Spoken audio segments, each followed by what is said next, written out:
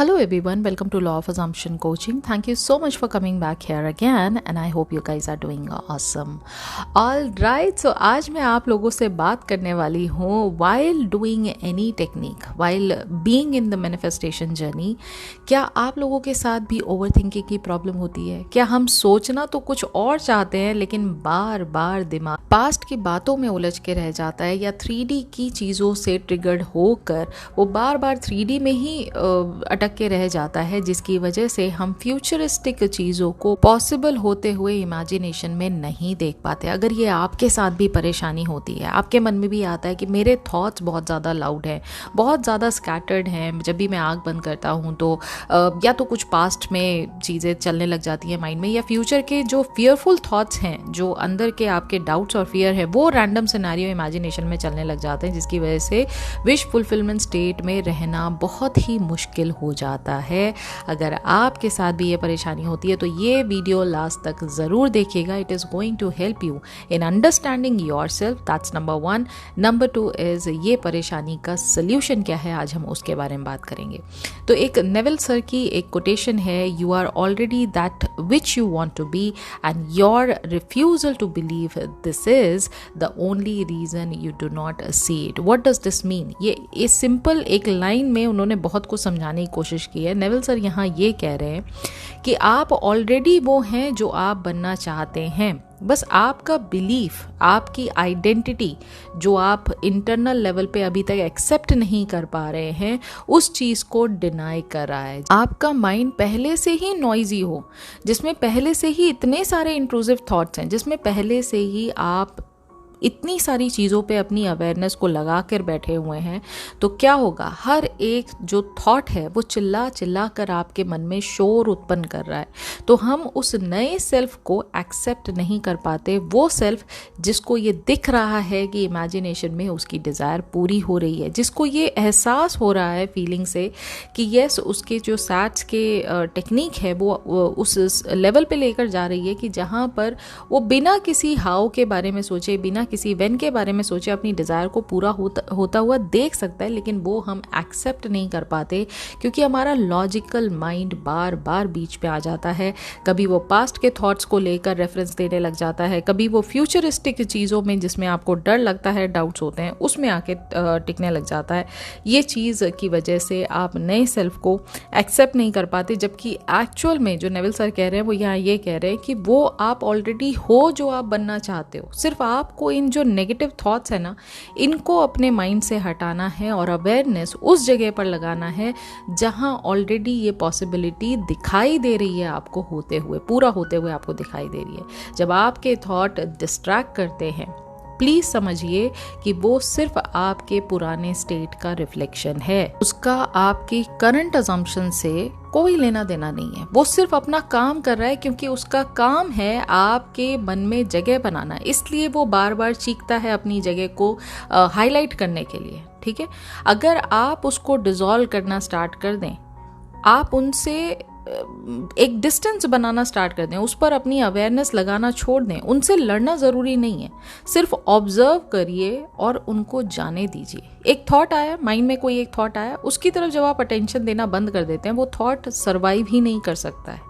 मैंने आपको बहुत पहले से ही इस चैनल पे बताया है कि हर एक चीज़ पूरी कायनात में, पूरे यूनिवर्स में, पूरे ब्रह्मांड में, पूरी पृथ्वी पर, पूरे सोसाइटी में सिर्फ और सिर्फ आपकी अवेयरनेस की क्रेविंग रखता है। आपकी अवेयरनेस इतनी ज़्यादा इम्पॉर्टेंट है, आपकी अवेयरनेस आपकी करेंसी है। तो आपके इंटरनल माइंड में भी अगर एक इंट्रूसिव थॉट आया, अगर एक रैंडम थॉट आया जिसका कोई लेना देना नहीं है आपकी करंट अजम्पशन से, आपकी करंट डिजायर से, उस थॉट को भी क्या चाहिए? आपकी अटेंशन, आपकी अवेयरनेस। जिस दिन आपने उसको अवेयरनेस देना बंद कर दिया, वो थॉट अपने आप सरवाइव करना बंद कर देता है, वो थॉट अपने आप डेड हो जाता है। ऑलराइट, अब एक इसमें ना और एक इम्पॉर्टेंट बात मैं आपको बताती हूँ। एक ना मिस्टेक होती है कि जब हम जानते हैं कि हमारा माइंड ना बहुत ज़्यादा ओवर थिंकिंग में लगा रहता है, हम विजुअलाइजेशन को फोर्स करते हैं बजाय उसको फील करने के। ये मिस्टेक बहुत सारे लोग करते हैं कि भाई मैं विश फुलफिल्ड जो स्टेट है उसको फोर्स करता हूँ, बट एक्चुअली में ना उसकी फीलिंग नहीं आती है। जब भी मैं विजुलाइज करता हूँ तो फीलिंग नहीं आती है। फीलिंग इसलिए नहीं आती है क्योंकि आप टेक्निक को एक जो है ना ज़बरदस्ती थोपने वाली बात कि हाँ भाई एक रूटीन दे दिया गया है तो करना ही पड़ेगा, क्योंकि हमें डिज़ायर तो बहुत अच्छी चीज़ों की है लेकिन हम अपनी 3D से बाहर नहीं निकल पा रहे हैं, अपने माइंडसेट को हम चेंज नहीं कर पा रहे हैं, इसलिए ज़बरदस्ती का वो रूटीन जानबूझकर आप करते हैं बिना किसी फीलिंग को फील किए हुए। ऐसे टाइम पे आपको क्या करना चाहिए? देखिए सिंपल सी एक लाइन यहाँ पर नेविल सर ने कही है कि the feeling of wish fulfilled must be felt now. इसका क्या मतलब है?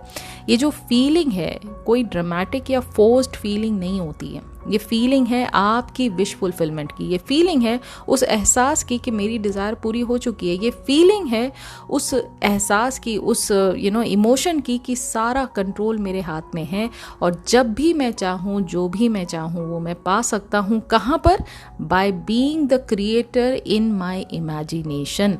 जब ये फीलिंग आप अंदर से लेकर आने लग जाते हैं और उसको ठोस बना लेते हैं, उसको आप सॉलिड बना लेते हैं, तो कभी भी आप 3D से आप ट्रिगर्ड नहीं होते हैं, क्योंकि अंदर ही अंदर आपका जो फाउंडेशन है वो एक्सट्रीमली सॉलिड बन चुका है।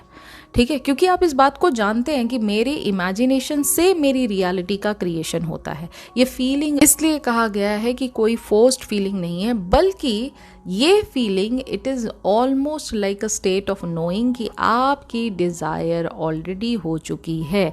जैसे किसी चीज़ को ऑलरेडी आपने अपना मान लिया है, उसको अपना बना लिया है, तो ये फीलिंग क्या होती है? ये फीलिंग एहसास होती है ना कि ये मेरी है। ये स्टेट ऑफ नोइंग है आपकी। नोइंग को थोड़ा ना कोई इतनी जल्दी चैलेंज कर सकता है। जैसे फॉर एग्जाम्पल आपको पता है कि आपका नाम XYZ पर्सन है।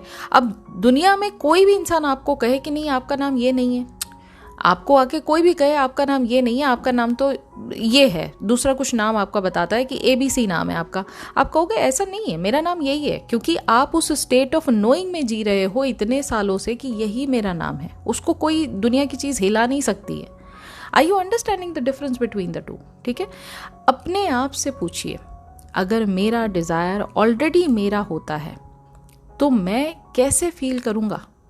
मैं कैसे फील करूँगा उस मोमेंट पे जहाँ मुझे सब कुछ वो मिल चुका है जो मैं हमेशा से डिज़ायर करता था। बस उस काम और उस नेचुरल इमोशन में आपको कुछ देर के लिए रहना है, उसी का एहसास लगातार उसको कंटिन्यू करना है, तब तक जब तक आप उस चीज़ को एक्सेप्ट ना कर लें कि भाई ये जो दिख रहा है ना मुझे मन में, ये जो मुझे एहसास हो रहा है ना भीना भीना इस विक्ट्री का कि हाँ मेरी डिज़ायर मेरी पूरी हो चुकी है, ये एहसास मेरे मन में बस चुका है।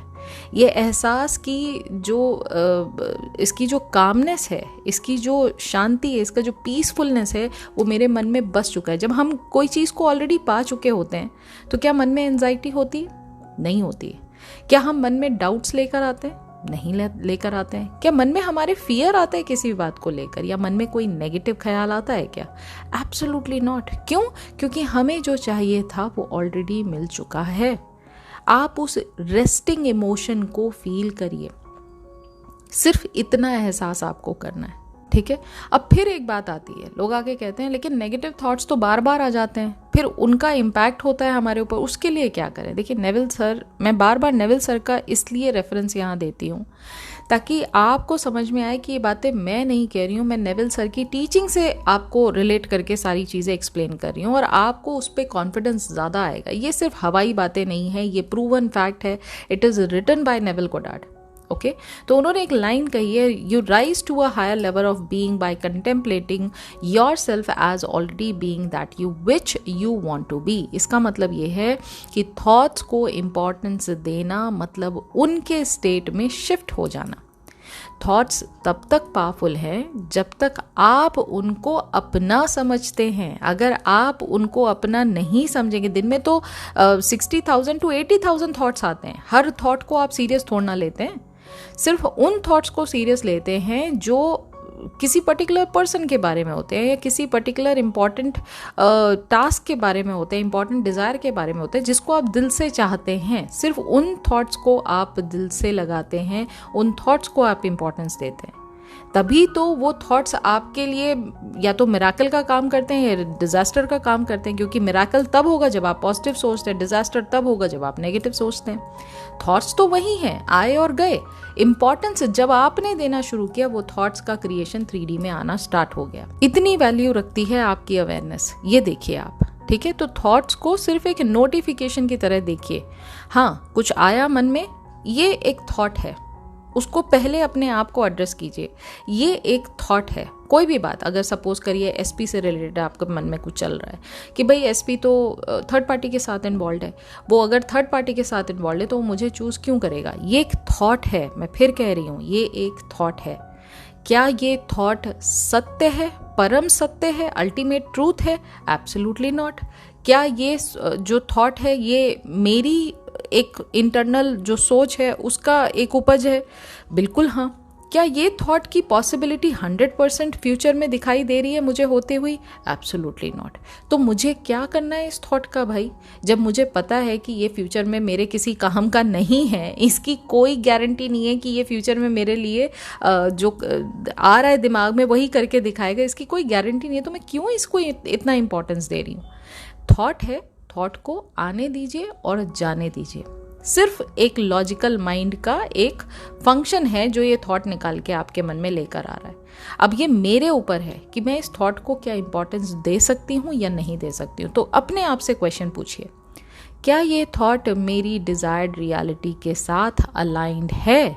अगर आंसर आता है हाँ, तो उस थॉट को पकड़ के अगले 5 मिनट तक बैठ जाइए और लगातार उसी के बारे में डे ड्रीमिंग करिए।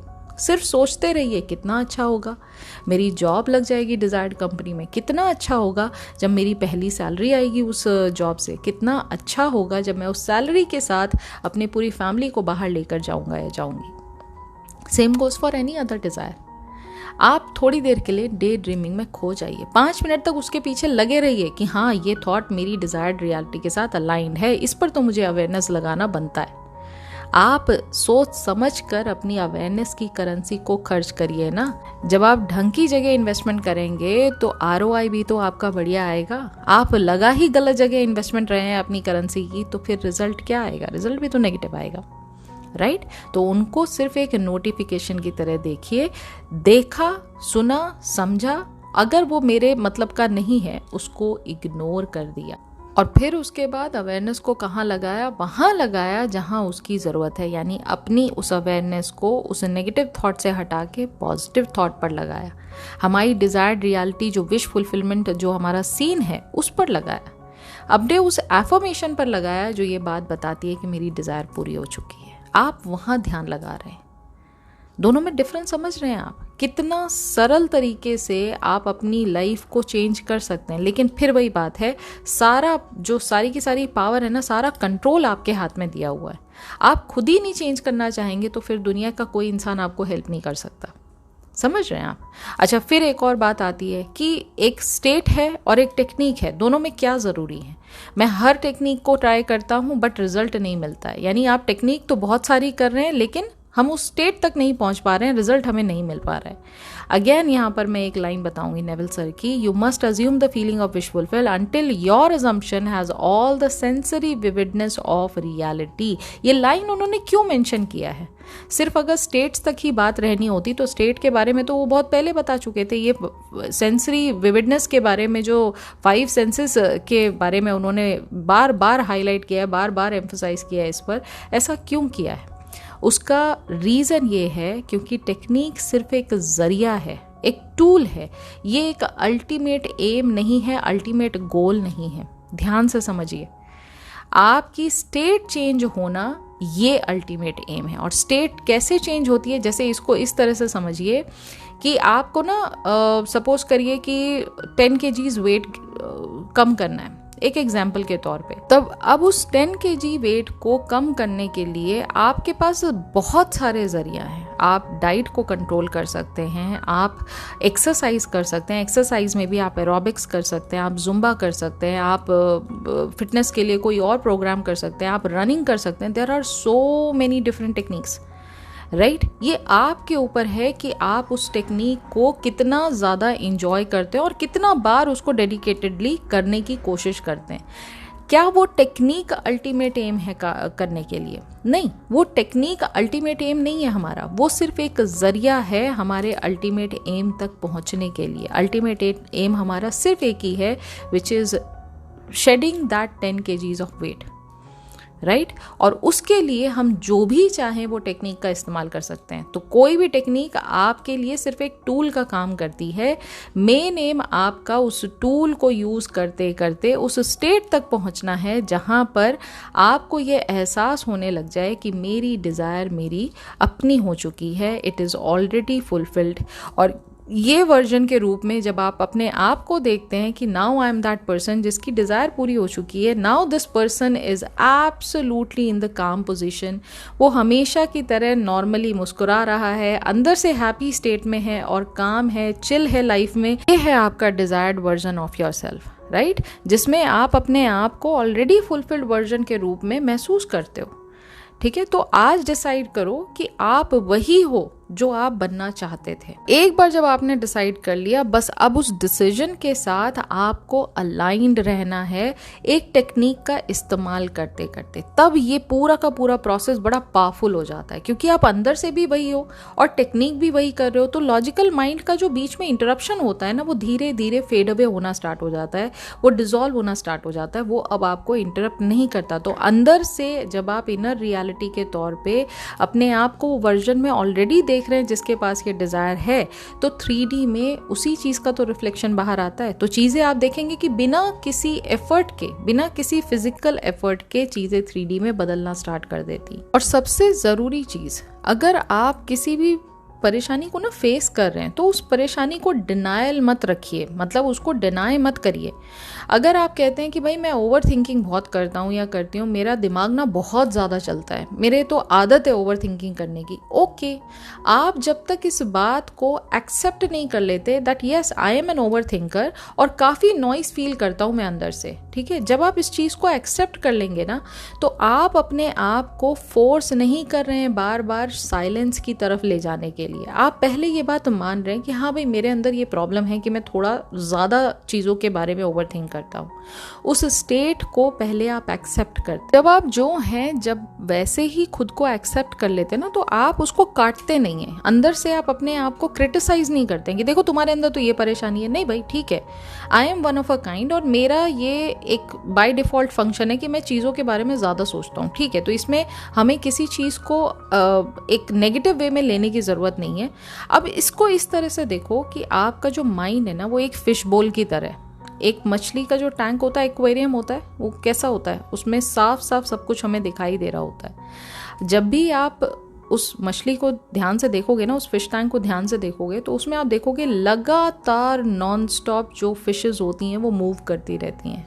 एक सिंगल फिश भी ऐसी नहीं होती है जो चुपचाप बैठी हो, वो सिर्फ मूव करती रहती है, करती रहती है, करती रहती है। एज एन ऑब्जर्वर, आप जब उस एक्वेरियम को देखते हो तो क्या देखते हो? आप सिर्फ उसको ऑब्जर्व करते हो, उसकी मूवमेंट को सिर्फ नोटिस करते हो, आप उस पर रिएक्ट नहीं करते हो, आप उसको फिक्स नहीं करने लग जाते हो। समझे आप? दोनों में डिफरेंस आपको समझ में आ रहा है? एक चीज़ है कि मेरे को ये समझ में आ रहा है कि मेरे अंदर एक परेशानी है, अब मैं उसको फिक्स करने में लग जाऊँ। नहीं, आपको खुद को फिक्स नहीं करना है। ये जो थॉट्स हैं, मैंने कहा ना, ये थॉट्स की अपने आप में कोई इंपॉर्टेंस नहीं है। जब तक आप उनको अवेयरनेस नहीं देते हैं तब तक उनकी कोई जगह नहीं है आपके माइंड में, आपकी ज़िंदगी में उनकी कोई जगह नहीं। जैसे आपने उन पर रिएक्ट करना स्टार्ट कर दिया, जैसे आपने उन पर अपनी अवेयरनेस लगाना स्टार्ट कर दिया, इमीडिएटली उसका पूरा जो रोल है, उसका जो पूरा फंक्शन है, वो चेंज हो जाता है। क्योंकि अब वो थॉट नहीं रह गया, अब वो थॉट वो एक एनर्जाइज थॉट हो गया है जिसको अब 3D में मैनिफेस्ट होना है। क्योंकि अब आपने बार बार उसकी तरफ अपनी अवेयरनेस लगाई है ना, उसको इतना पावरफुल बना दिया है, तो अल्टीमेटली वो 3D में तो मैनिफेस्ट होगा ही होगा। समझ रहे हैं? इसकी बजाय आपको क्या करना है, इस एग्जाम्पल को हमेशा ध्यान रखिएगा। जैसे आप एक फिश बोल को देखते हैं, तो मछलियों को चलते हुए जब आप देखते हैं तो उन पर प्रतिक्रिया थोड़ी ना देते हैं, उन पर रिएक्शन थोड़ी ना देते हैं, सिर्फ उनको देखते हैं, ऑब्जर्व करते हैं और खुश होते हैं, हाँ भाई मछलियाँ अपना काम कर रही हैं, दैट्स इट। ऐसे ही आपको अपने माइंड को बार बार एहसास कराते रहना है, ये सिर्फ एक थॉट है, इसका काम है मेरे माइंड में आना, मुझे इस पर अवेयरनेस लगाना है या नहीं लगाना है, ये डिसीजन मेरा है। और उसके लिए आप क्या कर सकते हैं, माइंड में कोई चीज़ आई है, अगर वो डिस्टर्बिंग है, अगर वो परेशान कर रही है आपको, तो उठकर खड़े हो जाइए, किसी ऐसे काम में अपने आप को लगा लीजिए जहाँ आपका पूरा अटेंशन उस काम को सॉर्ट आउट करने में लग जाए। ठीक है, कोई मोनोटोनस काम नहीं, कोई दिमाग वाला काम पकड़ लीजिए जिसमें आपको एक्चुअली दिमाग लगाने की ज़रूरत है। देखिए आपका वो थॉट अपने आप गायब हो जाएगा, क्योंकि अब आप उसको इंपॉर्टेंस नहीं दे रहे ना, उसको अटेंशन आप दे ही नहीं रहे।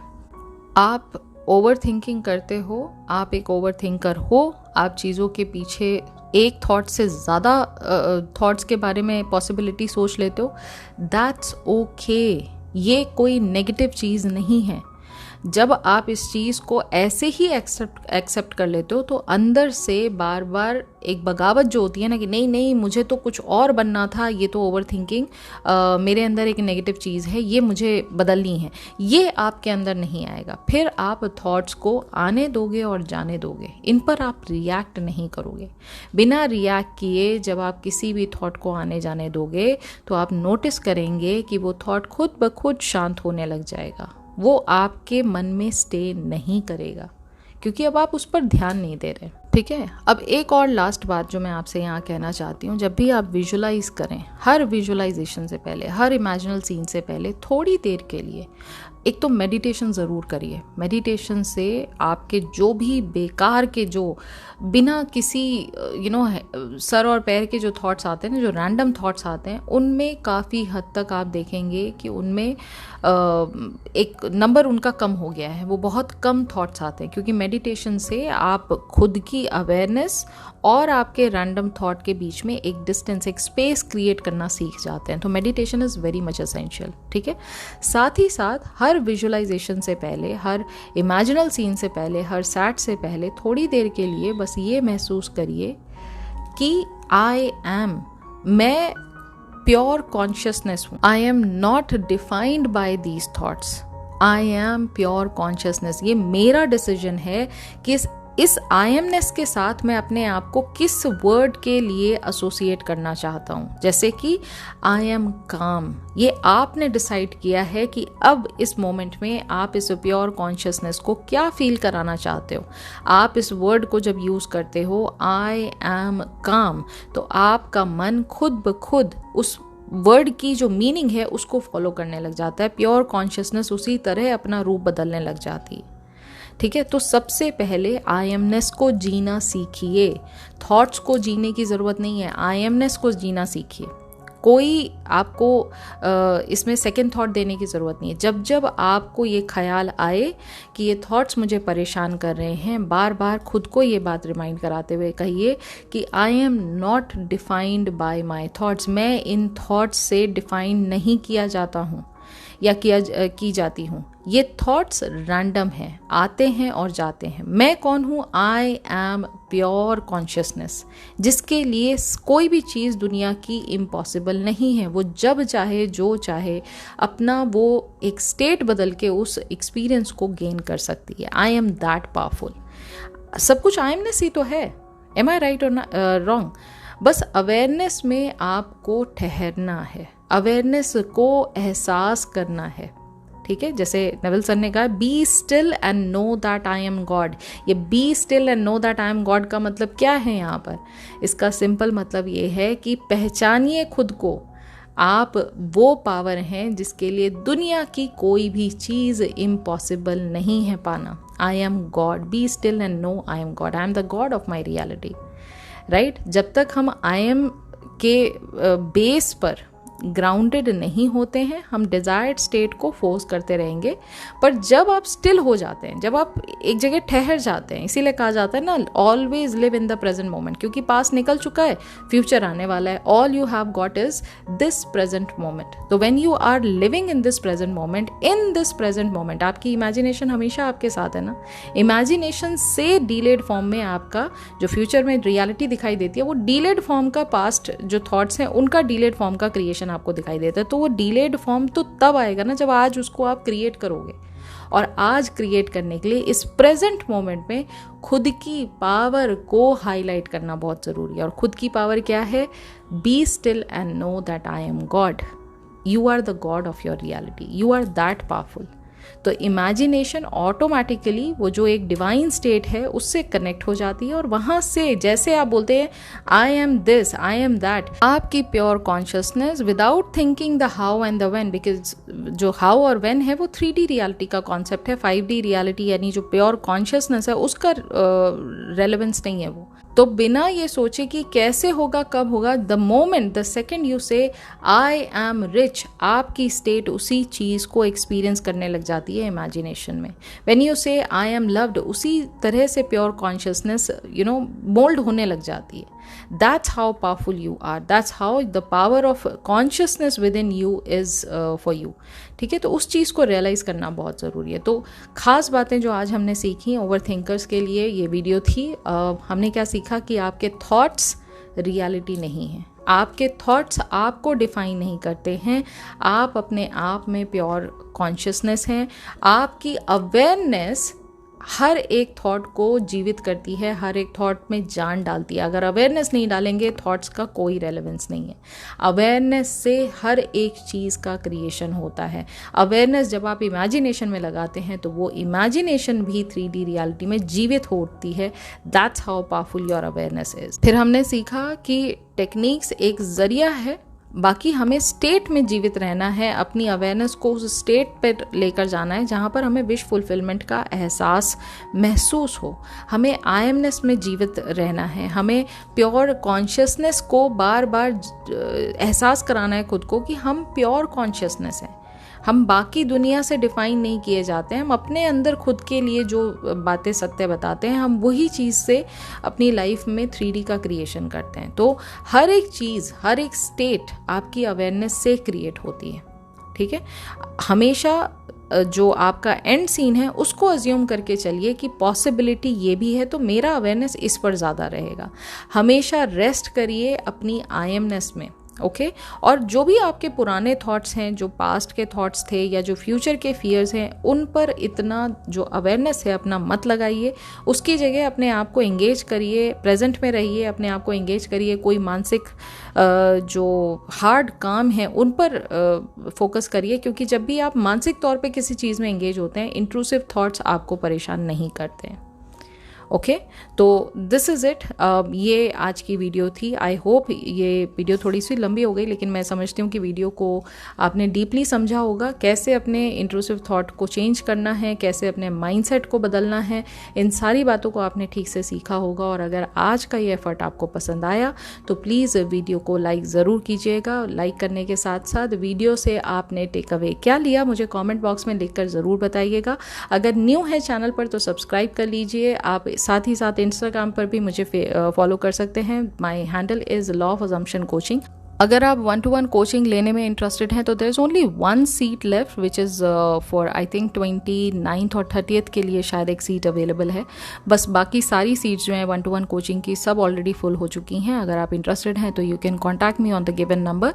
शॉर्ट कोचिंग के लिए भी अगर आप इंटरेस्टेड हैं तो इस गिवन नंबर पर कॉन्टैक्ट कर सकते हैं। इंस्टेंट मैनिफेस्टेशन वर्कबुक जो कि आपके माइंड को डिसिप्लिन करने के लिए काफ़ी हेल्पफुल है, और साथ ही साथ आप अगर किसी चीज़ को इंस्टेंटली मैनिफेस्ट करना चाहते हैं, उसका एक कॉन्टेक्चुअल रूप में अगर आप किसी चीज़ को लर्न करना चाहते हैं आप इसको बाय कर सकते हैं।